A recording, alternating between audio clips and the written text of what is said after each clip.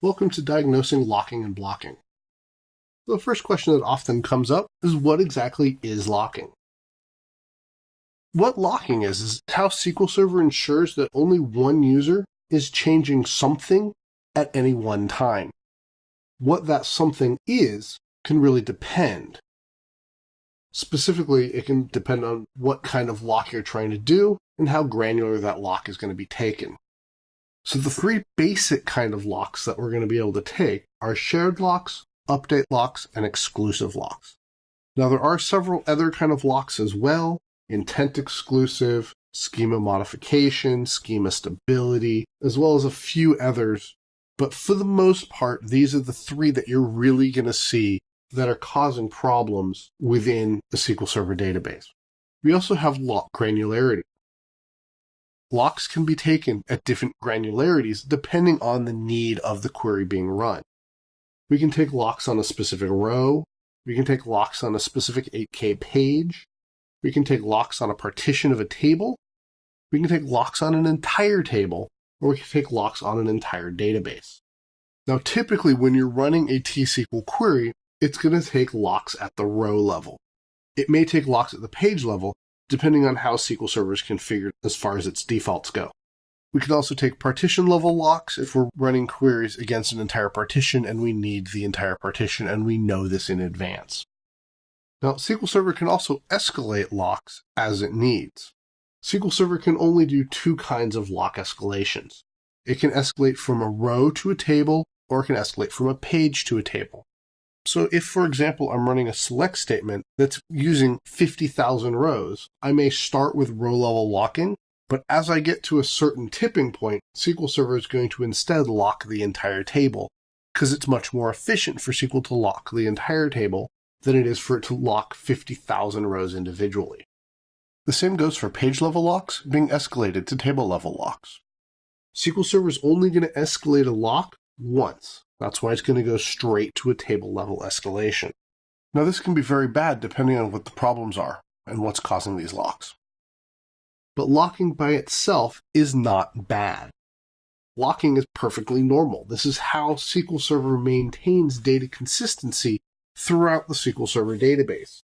This is how we make sure that two users aren't modifying the same page at the same time, causing some sort of data corruption. Now, ways that locking may look bad is if you've got long-running transactions. If you've got a single transaction that's going to run for 3 hours, it's going to hold the locks that it takes for the duration of the transaction. So this can be very, very bad because this means other users have to wait for that transaction to be finished for those locks to be released. Another potential problem is transactions which hit lots of pages or lots of rows. Because they're hitting lots of pages or lots of rows, there's the potential that other users are going to try to touch those rows as part of their transactions. Also, any transactions that have key lookups are going to have lots and lots of extra locks because they're going to be doing lots and lots of page locking as things are trying to grab all these rows that they're trying to hit. So because these queries take a long time to run, these locks are going to be sitting around for quite a long time. Now, how we identify problems with locking, one place we can look is the execution plan, so that we can look and see what all is going on within the transaction and see if we can speed the transaction up or if we can get rid of any sort of key lookups that are making our query run slow and causing our locks to be held for long periods of time. Another place we can look is the sys.dm_tran_locks dynamic management view. This is going to tell us what locks people are taking on the system. So let's go ahead and take a look at that DMV and see how it looks and see how it works. So we've got a SQL Server 2012 instance that we're connected to. Let's look at the AdventureWorks database, and let's go ahead and just create a couple of sessions and create some locks and take a look at things. So the first thing we're going to do is we're just going to do a begin transaction and get rid of this rollback. Then we're going to do a select count from database log. Let's go ahead and run that. In a new window, let's go ahead and look at the output from sys.dm_tran_locks. We can see we only have 2 rows. They're both database locks on database ID 9, which is our database that we're looking at. We've got request mode S, so that's a shared lock. And the request session IDs are 55 and 56. So we can see some other various information about the lock that's been taken. So the important part here is the fact that we've got this shared lock that's been taken. Let's go ahead and commit this. Let's go ahead and insert a new row into the database log and see how the transaction handles this.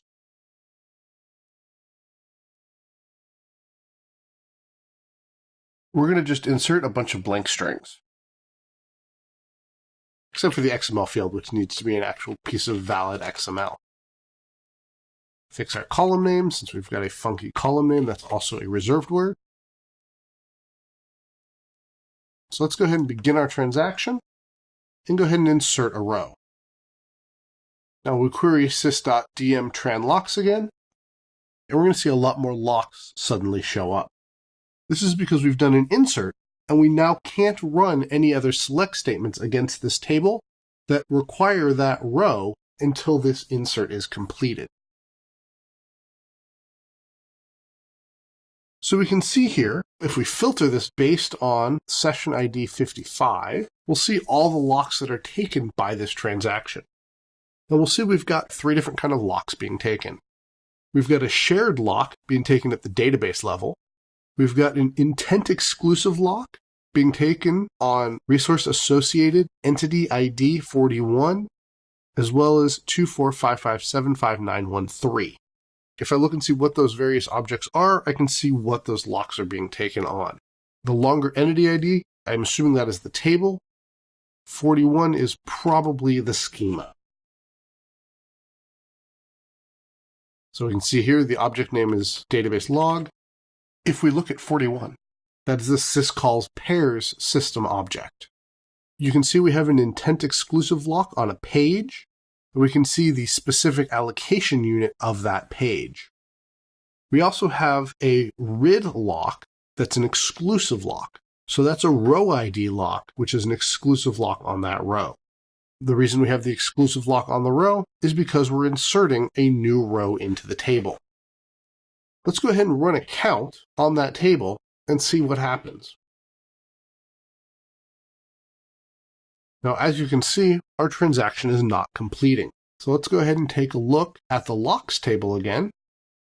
We can see we have no differences here. Let's go ahead and look at session 52. That's our session that's running the query. As you can see here, I've got a shared lock on the database, an intent shared lock on the object and the page, and a shared lock on the row ID. Now this is being blocked because this shared lock cannot be taken because we already have an exclusive lock on session 55 that's been taken. Because we have an exclusive lock, we can't allow anybody else to look at this specific row. Now, as soon as I run this commit over here on session 55, you'll see session 52 right here go from executing to no longer executed. So you can see now it's switched, and we can now complete our select statement to see that we have 1,598 rows in this table now. We're going to go ahead and continue the slide deck as part of the next video.